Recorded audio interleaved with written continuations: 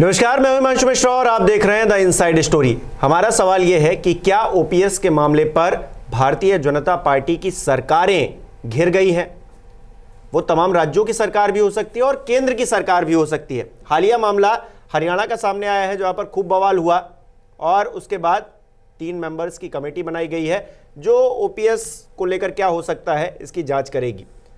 हरियाणा के मुख्यमंत्री हैं मनोहर लाल खट्टर। कुछ दिन पहले वो इस बात का जिक्र कर रहे थे कि अगर ओपीएस लागू हुआ तो 2030 तक देश दिवालिया हो जाएगा, लेकिन अब उनके सुर बदल गए हैं।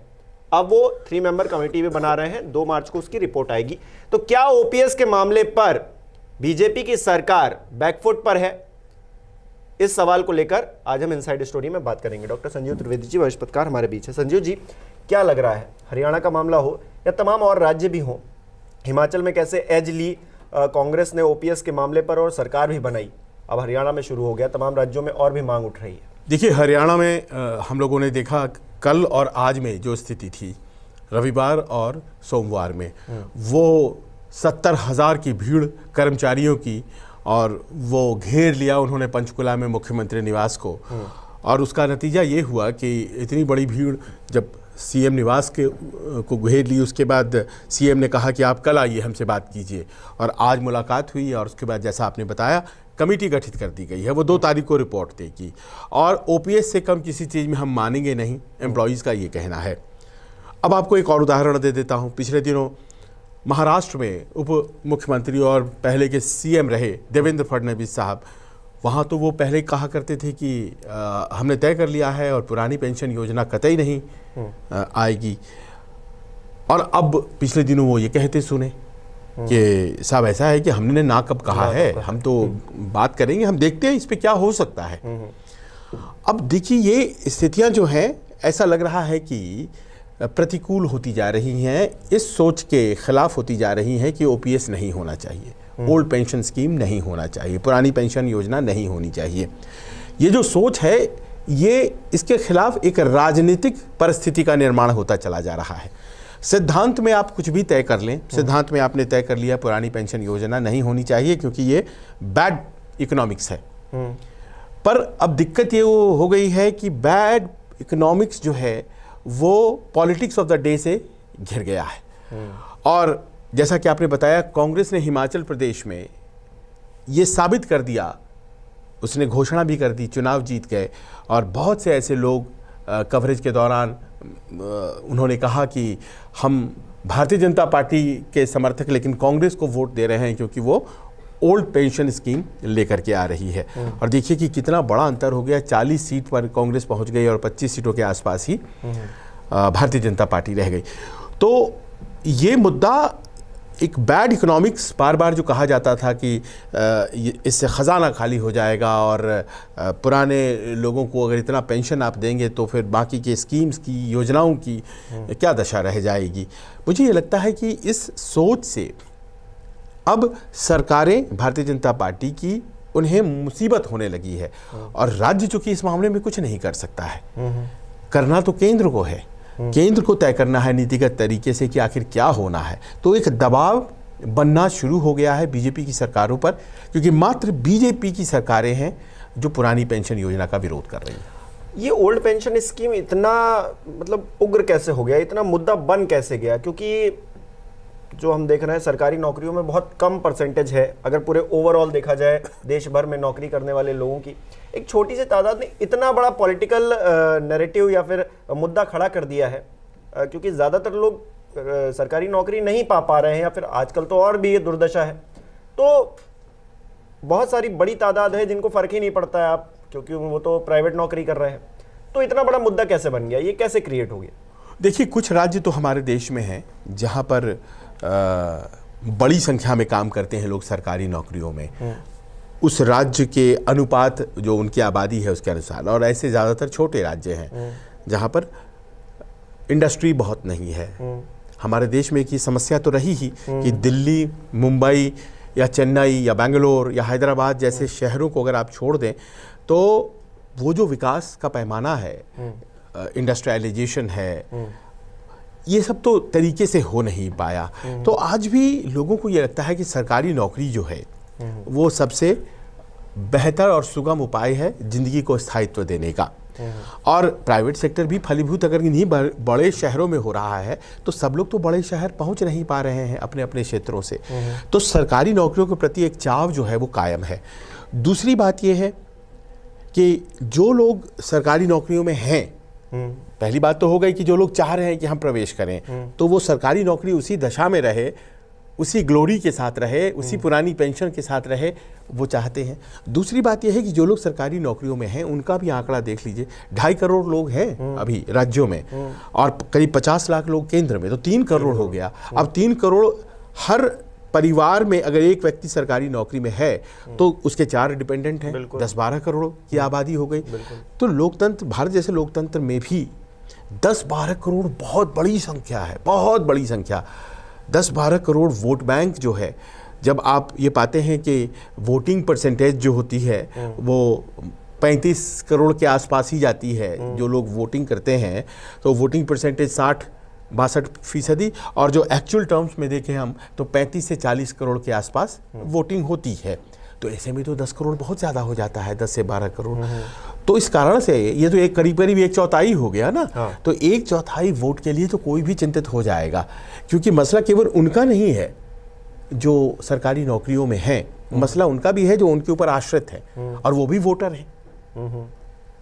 तो यही वजह है कि सरकारी नौकरी वाले एक इतने बड़े लॉबी बन जाते हैं। और मैं तो ऐसे कई उदाहरण कवर कर चुका हूं हिमांशु, जहां पर सरकारें इसी वजह से हार जाती हैं क्योंकि सरकारी कर्मचारी उनके खिलाफ हो गए थे। ऐसी बात कही जाती है, उत्तराखंड में भी हुआ है ये वाकया, हिमाचल में भी हुआ है। अब हिमाचल में तो हाल ही में हो गया। सरकारी कर्मचारी आपके अगेंस्ट जाते हैं तो मान लीजिए कि कहीं पे 25 लाख सरकारी कर्मचारी हैं और उनके कम से कम 4 डिपेंडेंट होते हैं, तो पता चला 1 करोड़ वोट चला गया आपका। तो इस तरह से ये जो संख्या, एक प्रेशर ग्रुप है, पढ़ा लिखा वर्ग है और उनके पास संख्या भी है। और सबसे बड़ी बात यह है कि जो सबसे महत्वपूर्ण भी है, तीसरी बात, कि जो उसका विकल्प लाया गया NPS, नई पेंशन स्कीम, वो उसके सामने कुछ भी नहीं है। ओल्ड पेंशन स्कीम के सामने कुछ भी नहीं है और वो ऐसी स्थिति खड़ी कर देता है कि रिटायर होने के बाद सामान्य जो कर्मचारी है उसके सामने आजीविका की समस्या खड़ी हो जाएगी। इतना कम रिटर्न है न्यू पेंशन स्कीम में। तो जाहिर है कि इन सब ने मिलकर के इस मुद्दे को, पहले तो ये आर्थिक मुद्दा था, एम्प्लॉयज़ का था, अब ये राजनीतिक मुद्दा हो गया है और विपक्ष, कांग्रेस खास तौर पर इसको ज़बरदस्त तरीके से भुना रही है। सरकार चाहे ना चाहे, बीजेपी चाहे ना चाहे, लेकिन अब मजबूरी हो गया है इस मुद्दे पर बात करना, क्योंकि पहले हमने देखा संडे के दिन खूब वाटर कैनन का इस्तेमाल हुआ, लाठी चार्ज हुआ, लेकिन फिर बातचीत पर भी आ गए। जानते हैं कि अगर बातचीत नहीं करेंगे तो ये हंगामा, जैसे आपने कहा ना कि सरकारी कर्मचारी अगर एक तरफ हो गए तो फिर बड़ी दिक्कत हो जाएगी। अब सरकार मजबूरी में है, बैकफुट पर मजबूरी में बातचीत कर रही है। क्या इस बात को माना जाए? जी हाँ, कहना पड़ेगा, क्योंकि सिद्धांत रूप में तो भारतीय जनता पार्टी कतई नहीं चाहती है। वो कहती है this is bad economics and bad politics. ये गलत है, आप फ्यूचर जनरेशन पर बोझ बढ़ा रहे हैं, खजाना खाली हो जाएगा। हम जो भी बजट बनाते हैं उसका एक बड़ा हिस्सा जो है वो सैलरी और पेंशन में चला जाता है, तो फिर विकास के कार्य कैसे होंगे?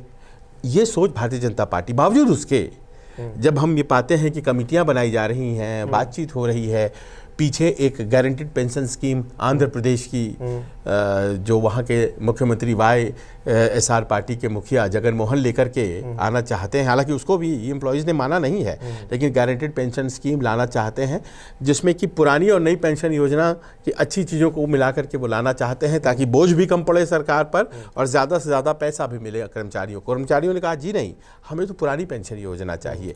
तो ऐसा लग रहा है कि पिछले दिनों जो GPS ये आंध्रा वाली, इसके बारे में भी वित्त मंत्रालय में चर्चा थी कि कुछ अधिकारी इसे भी देख रहे हैं कि ये कैसा है।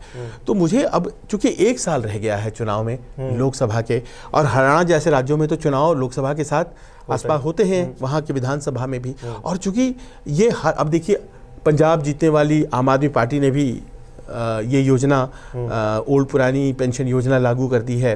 राजस्थान छत्तीसगढ़ में तो पहले से लागू है, झारखंड में लागू कर दिया गया है और पश्चिम बंगाल और केरल इन सब राज्यों में तो लागू ही नहीं हुआ था। तो 7-8 राज्य हैं जहां पर नहीं है ये नई पेंशन योजना, पुरानी पेंशन योजना ही चल रही है।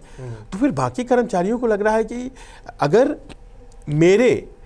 अगर मुझे ये पुरानी पेंशन योजना नहीं मिल रहा है तो मेरे रास्ते का जो बाधा है, जो अवरोधक है, वो बीजेपी है।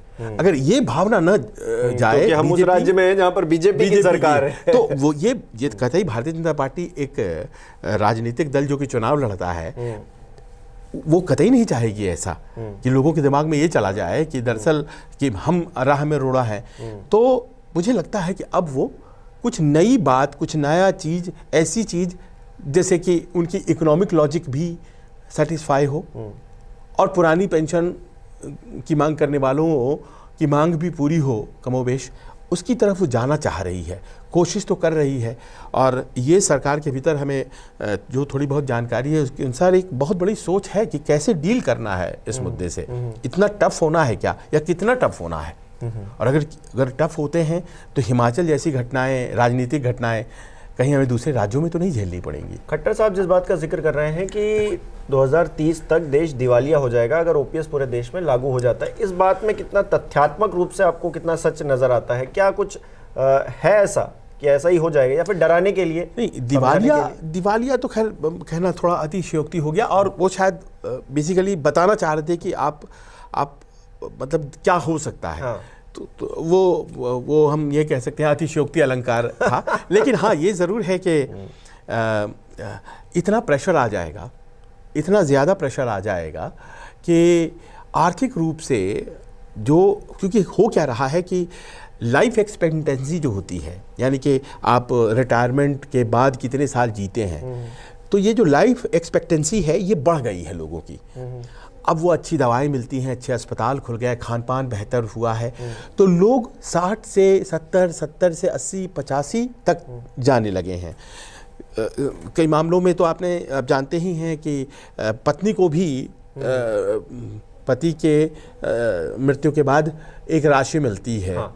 तो वो जो पूरा जो लायबिलिटी है वो बहुत ज़्यादा हो जाता है और बजट का एक बहुत बड़ा हिस्सा चला जाता है पेंशन्स में।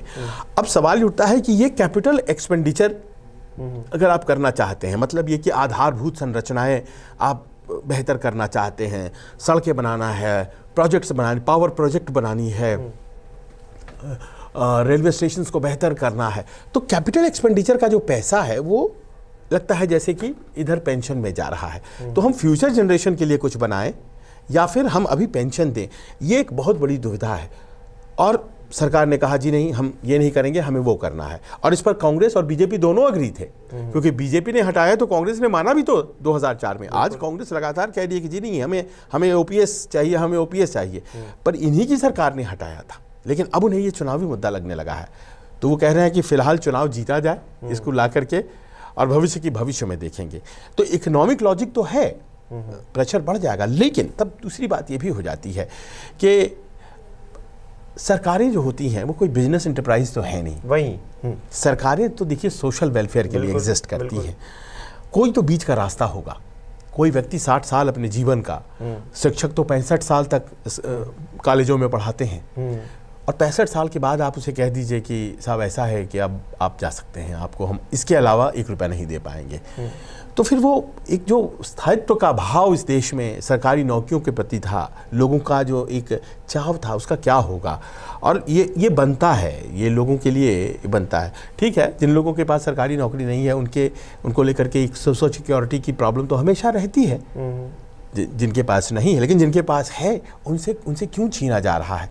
ये लॉजिक समझ में नहीं आती, और इसीलिए सरकार को कहीं ना कहीं एक बीच का रास्ता निकालना ही पड़ेगा। देखिए, एमएलए एमपीज का जो पेंशन है वो तो अजीब है। वो तो आप जितनी दफ़ा एमएलए हुए उतनी दफ़ा पेंशन आपको मिलती है। मतलब एक बार हुए तो उसकी पेंशन चलती है, फिर दूसरी बार हुए तो उसकी भी चलती है, तो वो तो ख़त्म नहीं हो रही है। एमपी उस तरह एमपी हो गए तो उसकी भी मिल रही है आपको। फोर्सेस में कहीं कोई बदलाव नहीं है। फोर्सेस में कहीं कोई बदलाव नहीं है। अग्निवीर तो है। हाँ? अग्निवीर तो खैर 4 साल का ही है, तो कहते भी तो हैं कि भाई आपको पेंशन नहीं देना था इसीलिए आपने ये कर दिया, वरना जो पुराने लोग हैं और इस अग्निवीर से भी तो 25% चुने जाएंगे ना रेगुलर, वो 25 साल की सर्विस के लिए उनको तो वही मिलेगा पुराना पेंशन। तो एक शिक्षक जो स्कूल में पढ़ा रहा है, प्राइमरी में, हाई स्कूल में, एक सचिवालय में काम कर रहा क्लर्क या अधिकारी, उसने क्या गलती की है? जब विधायक जी ले सकते हैं, जो हमारे फौजी भाई बहुत जायज़ है, उनको भी वो देश के लिए लड़ते हैं, उनको ये सुविधा है, बाकियों को क्यों नहीं है? ये बहुत अनसाउंड लॉजिक लगता है। तो कुल मिलाकर ऐसा लगता है कि प्योर इकोनॉमिक्स के तरीके से इसको डील नहीं किया जा सकता है। केवल प्योर ऑफ इकोनॉमिक्स के, ये एक कल्याणकारी राज्य जो है उसकी अवधारणा के तहत ये ज़रूरी भी है, बहुत से लोगों के लिए बहुत ज़रूरी है ये। और हमारा देश जो है वो वैसे लोगों का देश नहीं है कि इन्वेस्ट किया, शेयर मार्केट में डाला पैसा और अपने लिए एक रिटायरमेंट फंड क्रिएट कर लिया। आजकल मैं देखता हूँ कि टेलीविज़न पे बहुत से ऐसे अखबारों में एडवर्टाइज कि आप अपना कॉर्पस क्रिएट करें, आप रिटायरमेंट फंड क्रिएट करें। तो ये जो लोग आज रिटायर कर रहे हैं उन्होंने कहाँ ये सब किया है? गवर्नमेंट तो एक तरफ स्कीम्स ऐसी चलाती है कि आप इतने पैसे दीजिए इस उम्र से और हम आपको देंगे लास्ट में पेंशन्स। अब तो वो सुन लीजिए, जब पेंशन की बात होती है तो कहते हैं कि 20% भी पेंशन नहीं आती है एनपीएस में। जो आपने लास्ट ड्रॉन सैलरी है, आप आखिरी सैलरी जो है उसका 50% मिलता है ना, जब पुरानी पेंशन योजना है, और वो डीए बढ़ता चला जाता है उसमें धीरे धीरे, महंगाई हर भत्ता जैसे ही मिलता है तो वो पेंशन ग्रो करता चला जाता है। ये जो एनपीएस है इसमें 20% भी सैलरी, जो लास्ट ड्रॉन सैलरी है, उसका नहीं मिलता है। मान लीजिए कि किसी को 50,000 रुपये मिला करते थे रिटायरमेंट के टाइम में, सामान्य कोई मान लीजिए कि प्राइमरी स्कूल के शिक्षक था, 50,000 मिलते थे, तो उसे कम से कम 25,000 पुरानी पेंशन योजना में गारंटीड है। लेकिन इस वाले में 10,000 पे भी आफत। तो आप इसको ऐसे अगर तोड़ करके देखें तो कहाँ वो व्यक्ति 50,000 रुपये पा रहा था, है ना, और 50,000 महीने पा रहा था, तो इसका अर्थ ये भी नहीं है जिस महंगाई के दौर में कि उसने बहुत बड़ा कैपिटल क्रिएट कर लिया होगा, उसके घर का ईएमआई और उसकी बिटिया की शादी, और तब किसी तरह से वो अपना सम्मान बचाने में सफल रहा होगा, और फिर 60 साल के बाद अगर उसे वो 10,000 तो वो सम्मान भी जाता रहेगा। तो बहुत सी इश्यूज़ हैं, बहुत सी चीज़ें हैं। सड़कों पर जो लोग उतरे हैं वो कोई राजनीतिक लोग नहीं हैं, वो लोग हैं जिन्होंने इस सिस्टम के साथ जुड़ करके काम किया है। अच्छा, वो लोग भी हैं जिनकी अभी रिटायरमेंट नहीं हुई है, क्योंकि 5 के बाद अगर आपने ज्वाइन किया तब से ये नियम लागू होता है, और मान के चलिए कि 30 साल तक तो आदमी नौकरी करता ही है, तो अभी 30 साल तो हुए नहीं है इस मामले को, तो वो लोग हैं जो अपने फ्यूचर देख के सड़कों पर उतर गए हैं। उन्हें लगता है कि साहब अभी 5 साल पहले जो लोग रिटायर हुए हैं उन्हें तो इतना हैंडसम सैलरी पेंशन मिलेगा, तो हमने क्या गलती की थी? साल 2004 तक जिसने भी ज्वाइन कर लिया, 2003 तक जिसने ज्वाइन कर लिया, वो तो बड़े प्रसन्न है कि चलो जान बची, हमने ज्वाइन कर लिया। लेकिन किसी ने अगर 2005 में ज्वाइन किया है तो उसने क्या अपराध किया था? 2035 के बाद जितने लोग अब वो तनाव में आ जाएंगे, वो तो परेशान है बहुत। तो उन्हें नहीं, अब दिक्कत तो आज से ही होनी शुरू हो जाएगी ना। अब दिक्कत उन्हें ये हो जाएगी कि उनका तो कटेगा नहीं, अब उनके कॉर्पस में तो जाएगा नहीं। तो मान लीजिए ये लागू अगर नहीं अभी आप करते हैं तो 2035 में उन्हें कुछ नहीं मिलेगा ना। मिलेगा तो तभी ना जब अभी लागू होगा। मसला 35 का नहीं है, मसला तो अभी का है कि आज से ही अगर वो लागू होता है तभी तो उनका एक फंड बनता चला जाएगा, और वो फंड जो है उनको पेंशन में तब्दील हो जाएगा। आधा समय निकल गया। हाँ, अब तो समय निकल गया है, तो ऐसे कैसे हो सकता है कि वो निश्चिंत रहें? तो इसीलिए सर्विंग कर्मचारी भी हैं, और जो लोग रिटायर कर गए हैं 2004 से लेकर के अभी तक, वो लोग भी नाराज हैं। और सरकार ने 2019 में जो कंट्रीब्यूशन ऑफ द गवर्नमेंट होता है एनपीएस में, वो 10% से बढ़ाकर अपना 14% कर दिया था। आपकी कंट्रीब्यूशन 10% रहने दी, और अपनी कंट्रीब्यूशन 10% जो थी एनपीएस में उसे 14% कर दिया। अब 2019 के पहले जो लोग नौकरी ज्वाइन कर चुके हैं, मान लीजिए किसी ने 2010 में ज्वाइन किया था, उसे लग रहा है कि एक तो ओपीएस भी नहीं मिला, और एनपीएस में भी 9 साल तो यूं ही निकल गए। हम तो 10% वाले हैं ना, अब तो हमें 2019 से मिलेगा 14, तो हमें तो बड़ा नुकसान हुआ। और दूसरा ये भी ये शो करता है कि सरकार कहीं सोच रही है, तभी तो उसने 10 से 14% कर दिया 2019 में ही। तो कहीं ना कहीं एक रीथिंक तो है। अब वो रीथिंक है, एक राजनीतिक इशू भी बन गया है। अब इसे सॉल्व कैसे करते हैं, बहुत इंटेलिजेंट थिंकिंग की ज़रूरत है। पर ये जानकर चलिए कि 2024 में अगर इसे रिजॉल्व नहीं किया गया तो भारतीय जनता पार्टी शासित राज्यों में और केंद्र में ये एक राजनीतिक मुद्दा आम आदमी पार्टी, कांग्रेस जैसे दलों ने बना लिया है। हाँ, और अब तो साथ में जो लोग हैं वो भी कहाँ मान रहे हैं। जेजीपी देखिए आप, हरियाणा में वो तो खुद ही खड़े हो गए, खुद ही शिवसेना, महाराष्ट्र में शिवसेना। चलिए देखते हैं कि क्या इस पर डेवलपमेंट होती है, सरकार क्या करती है। हमें कमेंट करके जो हमारे दर्शक हैं वो ज़रूर बताएं कि वो ओपीएस को लेकर क्या सोचते हैं। क्या कोई तीसरा रास्ता निकल सकता है, बीच का रास्ता निकल सकता है क्या इस ओपीएस के मामले को लेकर? अगर भारतीय जनता पार्टी नहीं निकाल पाती है कोई रास्ता तो क्या होने वाला है, हमें कमेंट करके बताएं। बहुत बहुत शुक्रिया। नमस्कार, मैं हूं मानक गुप्ता। अगर आपको हमारा ये वीडियो पसंद आया हो तो इसे लाइक और शेयर जरूर करें, और हां, हमें सब्सक्राइब और फॉलो करना ना भूलें ताकि आप देश और दुनिया की कोई खबर मिस ना करें। तो जुड़े रहिए हमारे साथ और देखते रहिए न्यूज़ 24।